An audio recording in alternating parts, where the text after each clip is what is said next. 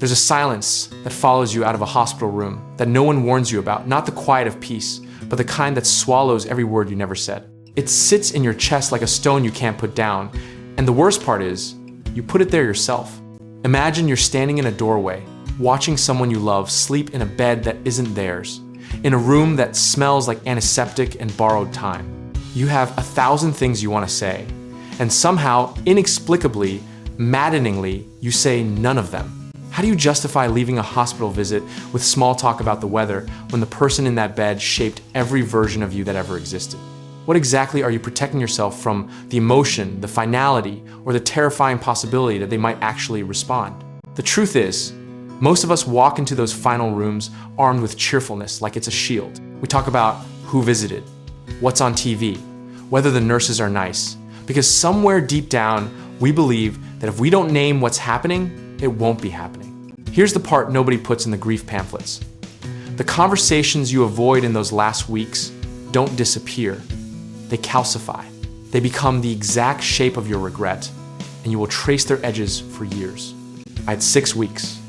6 weeks from diagnosis to the last breath, and I spent at least 4 of them pretending we had more time.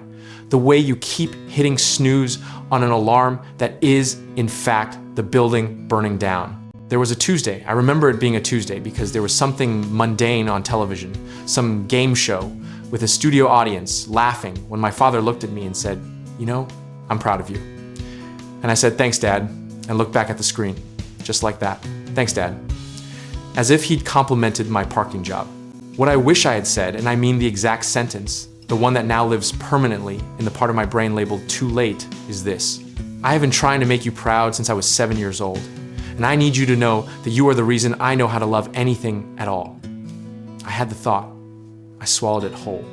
There's a particular cruelty in being articulate and still saying nothing.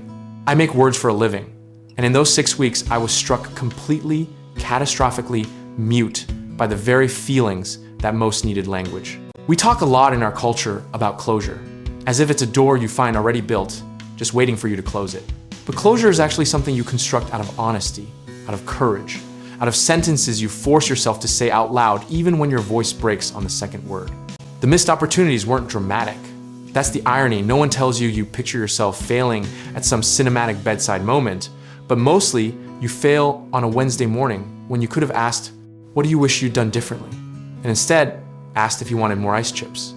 I didn't ask him about his 20s. I didn't ask him what he was afraid of. I didn't ask him what he wanted me to remember most about him, because asking felt like admitting he'd be gone, as though my silence could somehow renegotiate the terms. 3 months after he died, I sat down and wrote him a letter. Not a metaphorical, therapeutic letter, a real one, 6 pages, front and back, the kind where your hand cramps and you don't stop. I said the Tuesday thing. I said the 7 years old thing. I said I was sorry for every time I was too busy, too distracted, too comfortable in the assumption that there would be a better moment coming. And here's the part that genuinely surprised me, the part that rearranged something structural inside my chest. Writing it changed me more than I expected it to. Not because he read it, he couldn't, but because saying the true thing, even into the void, releases you from carrying it compressed and unspoken inside your body forever. The words we don't say don't evaporate, they just go inward, and they take up room. Room you need for other things, for living, for the people still here who also deserve the sentence you've been quietly rehearsing and never delivering. If you are reading this and someone you love is still here, still answering the phone, still sitting across from you at a table, still sleeping in the next room, I am asking you to say the thing.